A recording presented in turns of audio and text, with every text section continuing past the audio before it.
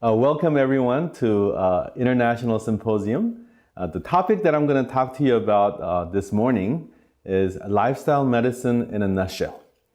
Many of you heard about lifestyle medicine, and today in a brief 25-minute time period, I'm going to talk to you about the gist of what lifestyle medicine is all about. In this day and age, we're dealing with some modern gods, and I call this modern gods GAFA or GAFA. And GAFA, as you may already know, is Google, Apple, Facebook, and Amazon. Why are these companies modern gods? Because Google is almost a god of knowledge, right? If you want to know something, in the past, people prayed and God answered. But now we actually search on the search engine. Google is the most widely used search engine in the world, and when you ask, Google answers. So it's almost omniscient and it's almost omnipresent. So Google is God of knowledge. Next one is Apple, and I call it Goddess of Beauty because we, rather than natural beauty, we're actually always looking for an artificial beauty. And Apple has made a huge impact on our perception of what beauty is all about. And also Facebook, I call it a kingdom of belongingness, because everybody wants to belong to something. And anonymously, you can actually talk to anybody in the world without being known. You actually have a sense of belongingness. And finally, Amazon. Amazon is, I call it a god of spending, right? Because it satisfies our desire to buy, and it tells you what to buy. And so if you actually concentrate on these four gods, many times a lot of our problems are solved, right? And rather than kneeling and praying to God, we actually are in front of our computer and pray to these things or use these services, and we get our human satisfaction completely met. And so these new religions are leading to the following situation. And as you can see on this picture, even when people get together, and this looks like very close, either friends or family. And so all of these four gods are leading to more sitting because it's more convenient and without any eye contact. And so these things are actually, personally, I believe, are leading to more problems with wellness and health. And look at this. Now, people can work from home and they can eat in front of the probably computer. So when they're eating, they have the video deactivated and they can still listen in. And then, they can eat, they can do whatever they want, or you can do whatever you want in front of a computer and you're still working. And what is the natural consequence of this behavior or this practice? If you are constantly used to prolonged sitting, scientifically, following problems are associated with continuous or continual sitting. First, there's locomotive syndrome, there's obesity, diabetes, heart disease, and cancer, especially colon, breast, and prostate cancer, and also premature deaths. So these 6 things are associated with prolonged sitting that's largely caused by the modern gods. Wouldn't you agree that we're all in it together? So we need to look into our lifestyle and see what we can reverse. Because these 6 things are actually very real, and these are a huge problem with our everyday life and causing many medical issues. I am Korean, but I love using Chinese character because it is said that picture is worth 1,000 words, right? And Chinese character is a pictogram, and because it is a pictogram, it speaks volumes, and it gives us a lot of insight as to the human conditions, and especially with this character, we can talk about so many things. This character actually in Chinese character means body, and it's made up of 3 parts. Left part, and then top, and right bottom. And these three parts actually mean on the left side, skeleton, and then on the right side, top part means winding. It's not straight, but it means winding. And then the bottom part means vessel. And if you look at this, this actually is a very good description of what body is. Body is made up of skeleton, and internally we have a lot of winding organs, right? There's nerve endings are very windy. We have blood vessels that are very windy. Digestive system is very windy, right? And our body is a vessel that contains the skeleton and windy organs. And so this character to me is amazing. And when we're involved in prolonged sitting, following problems occur. First problem that I mentioned is locomotive syndrome. A syndrome or the problems, medical issues that have to deal with movement. And so, we have aches and pains, and many people, even younger people in their 20s, have movement problems. Their muscles ache, their joints ache.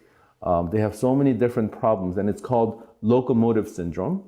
And then, if we continue to stop moving, if we continue to keep sitting down, what happens is we have this metabolic syndrome, and this is an issue with organ problem. And then thirdly, if you actually continue to do this, we can get cancer and die early. So these are three main issues that are huge, that are probably about 95% of modern ailments in this modern society. And this one Chinese character kind of captures the problems that you can actually get involved in just because we're constantly sitting down. So first, locomotive syndrome. A locomotive is actually the front part of the train, right? That's the engine that actually pulls the train.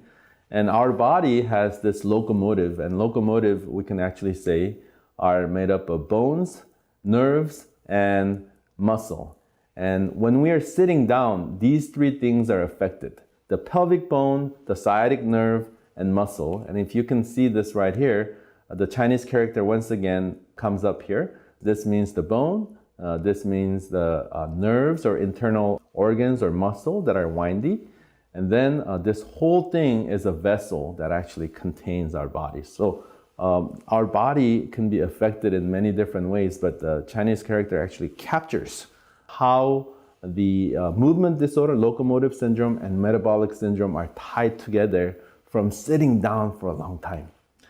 And so when you're sitting down all the time, we have this problem called sciatica. Sciatica means a condition where we have pain from sitting down, and it involves several different kinds of body parts.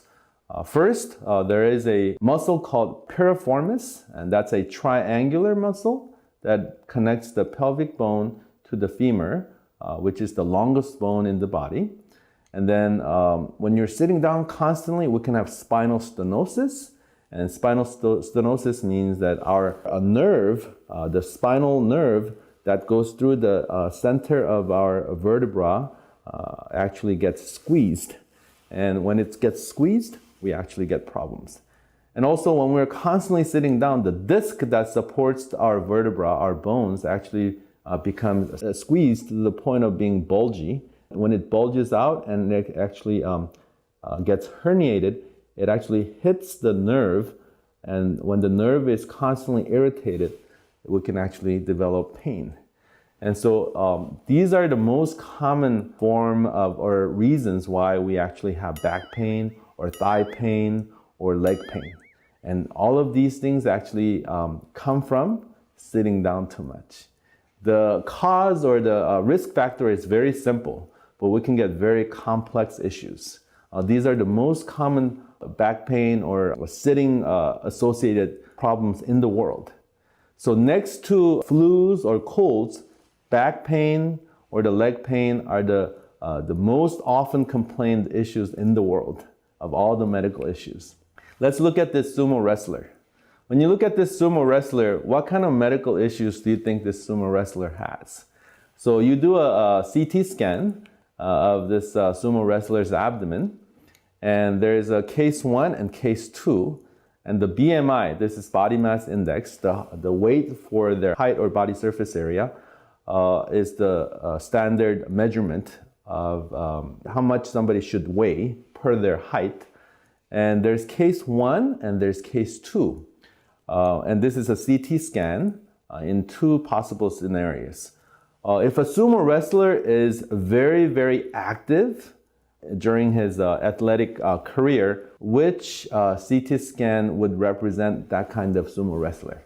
Case 1 or case 2? Very, very active sumo wrestler. Sumo wrestlers eat a lot, but they exercise a lot, but they still look very, very obese. Their BMI is actually in the range of obesity. But there's 2 different types of obesity. The sumo wrestler that is very active would be case 1 or case 2?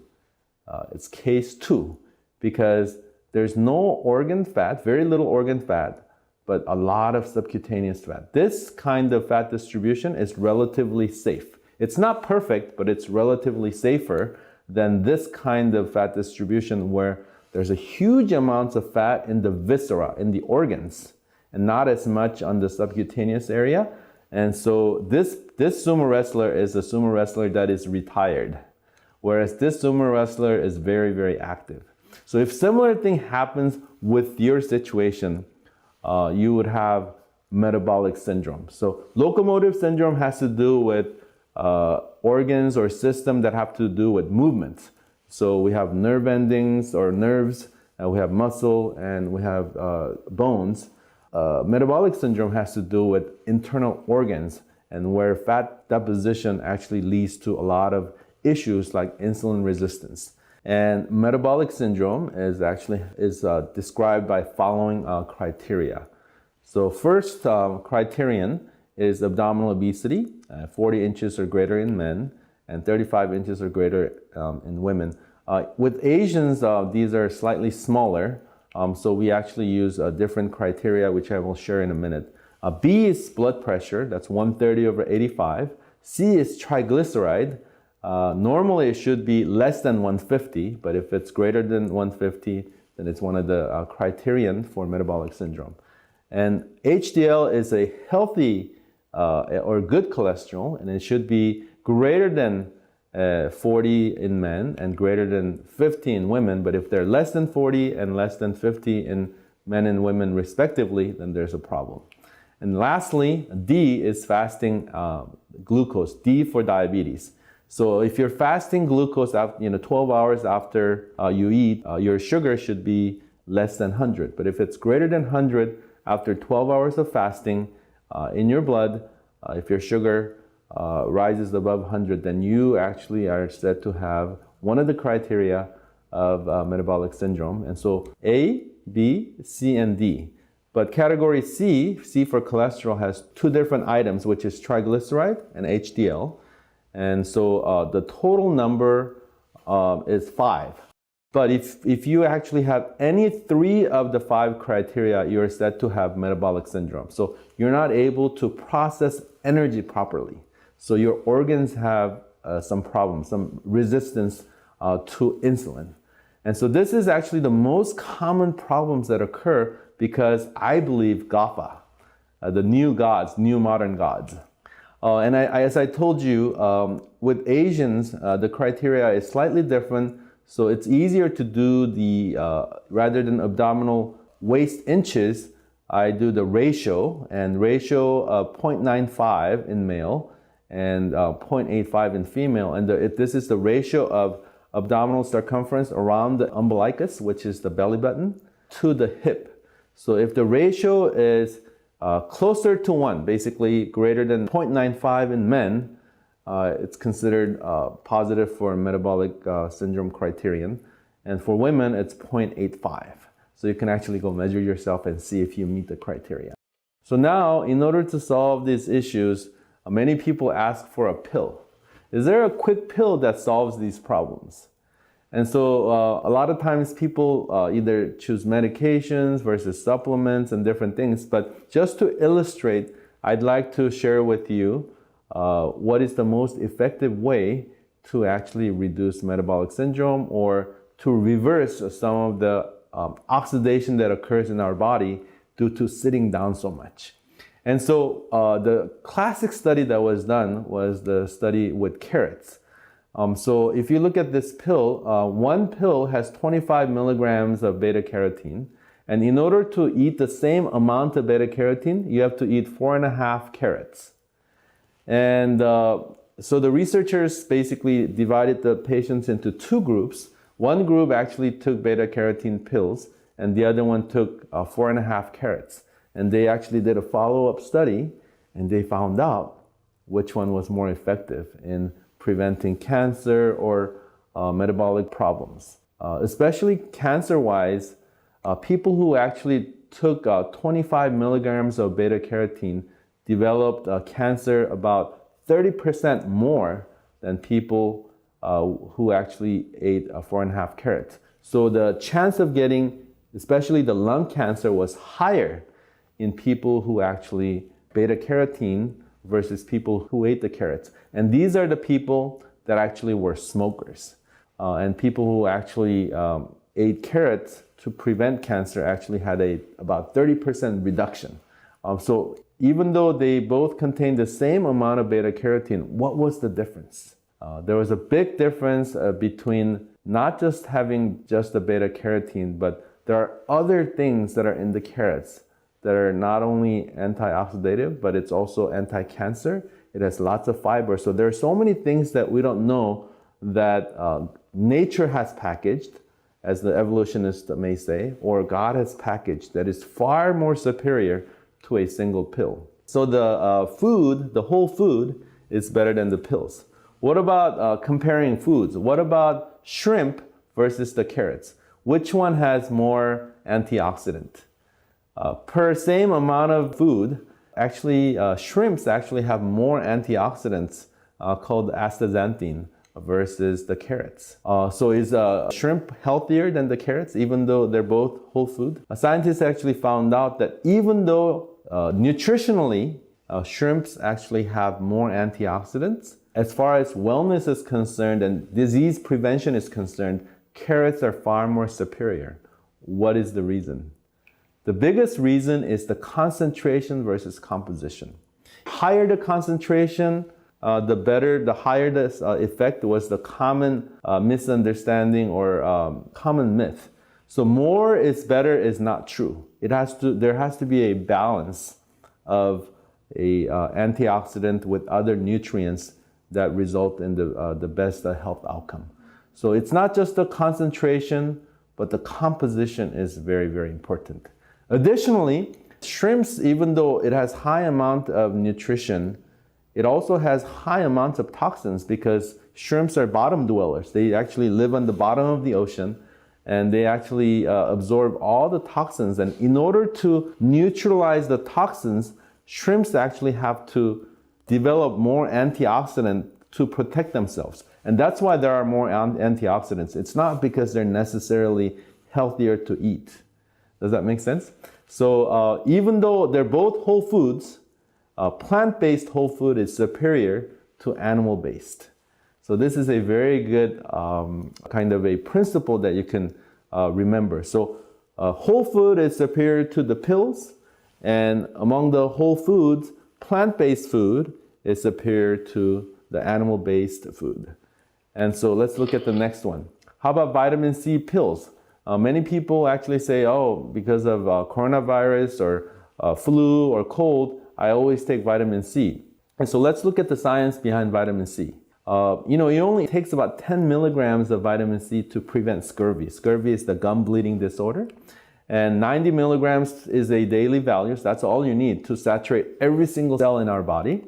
And so 90 to 100 saturates every single cell in our body. And 500 is what it takes to start making expensive urine. After about 500, your urine starts to actually have a lot of vitamin C. So a lot of it gets wasted. And once you actually consume about 1,000 milligrams on a regular basis, you run the higher risk of developing kidney stones. And above 2,000, it could be toxic to your cells. So more is better is not true. Apple only has 5.7 milligrams of vitamin C. It's basically half of an apple. So you need to almost eat a whole apple to prevent scurvy. But its antioxidant effect is equivalent to about 1,500 milligrams of taking vitamin C tablets. So an apple a day keeps the doctor away because there are so many other health benefits, not just because of the vitamin C, but all the other phytochemicals that we don't know that's in the apple, along with the other phytochemicals as well as the edible and soluble fiber. And there's so many benefits that we have yet to discover. So choose the whole food, and especially the plant-based whole food. And the reason why this is principle is very, very important is because antioxidants can also become oxidants. Does that make sense? How can antioxidants become oxidants? So something that's really good, if you take in too much, can become something opposite, is what it's saying. And if you look at this equation, this is a biochemical equation that always happens in our body. If you have a reaction A plus B equals C, in our body, the arrow goes in both directions. So if you have too much of one thing, one direction, body naturally actually has a way to reverse its direction. So taking too much antioxidants can cause oxidation. And so this is a principle of homeostasis, or more layman's term is temperance, a balance. A homeostasis is body's constant effort to keep a balance. And that is actually a principle of temperance. If you actually have too much of one thing, then it can be very harmful. Now, you know what kind of food to choose to prevent the problems with locomotive syndrome and metabolic syndrome. The first step is to eat the whole food and plant-based food. The next step is standing up. So instead of sitting down when you're studying or doing research, stand up. And this is an example of how we should change our lifestyle. Because of the pandemic, everybody's working from home. A lot of people are actually studying from home. And when you're studying from home, try to raise your desk so that your body can actually have the strength, stand up your weight, so that so you can maintain your muscle mass, you can maintain your skeletal strength. And when you're standing, rather than standing just straight without any movement, do the leg raises. When you do the calf raises, your actually calf muscles squeeze the veins, and you can actually improve the circulation. So when you're standing, do the calf raises about 100 times a day. Of course, standing and doing calf raises are better than just doing nothing, but even better is walking. American Heart Association recently recommends at least 7,000 steps to 10,000 steps, or 1 hour. It used to be 30 minutes a day, but now it's 1 hour a day. So if you're not walking 1 hour every day, you may be at risk of locomotive syndrome or metabolic syndrome. So if you want to walk, maybe you want to walk with your dog, with your favorite pet or your companion. And so if you have a human companion, it's probably the best. But many times, pet companions, many of my patients tell me, gives them more motivation. So try that. And speaking of pets, pets have additional benefit. If you look at this study, this is a very, very well researched and pretty well-known research on hypertension. The researchers actually compared the effect of companionship on high blood pressure. Which companionship do you think was more effective? Human companionship or pet companionship? Which one do you think was more effective in reducing blood pressure? And as you may have guessed, it's the pet companionship that was far more effective than human companionship. Why do you think that was? The main reason was because pets give you unconditional acceptance, unconditional connectedness. And this is a sad reality, but I guess among humans, we seldom have this unconditional relationship because we're constantly thinking about what the other person is thinking, and it must be very stressful because blood pressure doesn't come down as well when you have a human relationship versus relationship with the pet. And so this is a sad reality, but it has a very good lesson. So this is the unconditional acceptance giving you more meaning and more healing. And I wish we could have this relationship among human beings. And another very, very important hormone, actually this is the hormone that I actually did my dissertation on for my PhD project, and it's oxytocin hormone. And oxytocin, when I was doing the research, it was primarily the hormone of muscle contraction, hormone of milk ejection and baby ejection, right? Because of the muscle contraction. But recently, we actually have found out that oxytocin has a lot to do with trusting relationship. When there's a trusting relationship, like in a companionship, oxytocin gets released, and oxytocin not only brings trust to human beings, but oxytocin has so many other benefits. And the key benefits are as follows. Oxytocin makes you lose fat. So if you're on a diet but have a very strong distrust with your loved one, you're not going to lose weight. So if you hate someone and if you have trouble with your relationship and you're trying to go on a diet, you're going to have very, very difficult time losing weight because you need oxytocin to burn fat. Isn't that amazing? You need trusting relationship. And oxytocin not only reduces fat, but it improves insulin sensitivity, which means you actually need less insulin in your body to put sugar in your cells. So that means you actually gain less weight and you lose more fat, and your cells are much more efficient in using energy, which is great. Because otherwise, if your insulin sensitivity is very, very dull, you need to eat a lot of food to become efficient. But you only need a little bit of food when you trust each other for your cells to become efficient. This is an amazing research.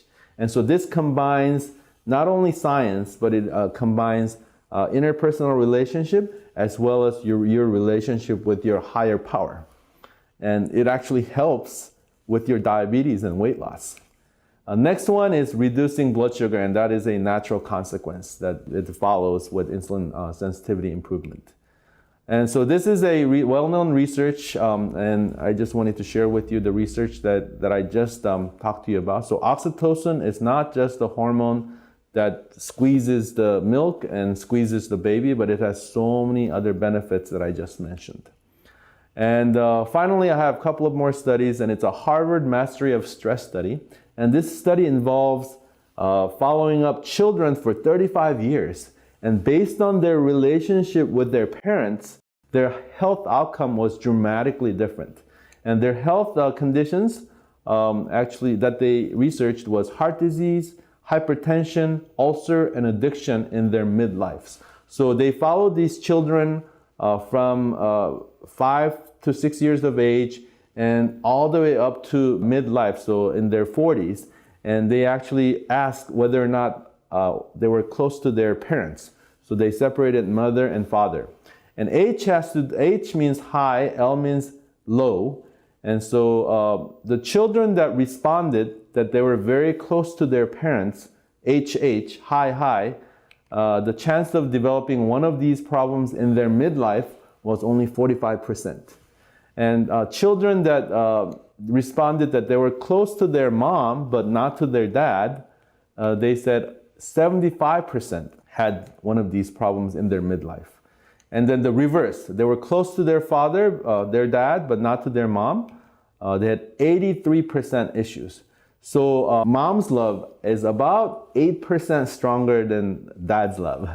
And then if they said they were neither close to mom nor dad, 100% of them actually had one of these problems in their midlife. So the relationship, the oxytocin and all the other hormones that are associated with great relationship have a lot of impact on health outcome. Not just short term, but long term. 35 years later, your health may be affected. So how you deal with your family, how you deal with your loved one has a huge impact. And this is something that we must remember as we think about lifestyle medicine. Lifestyle medicine is not about just food. It's about everything. And there's so many things that I wanted to share with you, but finally I wanted to share with you this last slide on POMC. POMC is short for pro-opioid melanocortin gene, and this gene resides in our brain, in the center of our brain called hypothalamus, and it detects stress. And depending on how our brain detects and interprets stress, our health outcome is different. There's endorphin gene and there's ACTH gene. And depending on what we decide in response to a stressful condition or stressful stimulus, different hormone comes out. So if you look at a cup and it's only half full of water, if you focus on the empty part of it, you actually preferentially stimulate ACTH hormone, stress hormone. And if you say, wow, the cup is half full rather than half empty, then you produce endorphins. So positive attitude produces endorphins. And here's what happens. Endorphins boost immune system, and ACTH stimulates the stress response. Endorphins ultimately help white blood cells kill cancer cells, whereas stressful hormones actually stimulate osteoclastic activity, which means bone remodeling signal, and so bone actually gets destroyed. So this is osteoporosis. So if you're constantly deciding to actually have a negative attitude, then your bones actually become weak or even osteoporotic. But if you're always on the positive side, then your cancer cells in your body cannot survive. And this is a research that was recently published, not too long ago, probably within the last decade or so. But this concept was originally given to us 3,000 years ago. And this concept was given to us from Proverbs 17:22. Merry heart does good like medicine, but broken spirit dries up the bone. So Solomon actually, in his amazing observation, mentioned this 3,000 years ago, whereas Harvard research showed about 10, 15 years ago that this happens. So if you read the Bible, you could be about 3,000 years ahead of science. So this is actually a lifestyle medicine in a nutshell. All these GAFA, God's associated medical issues, you can actually overcome with whole food, standing and walking, and trusting, especially trusting in God. Thank you very much.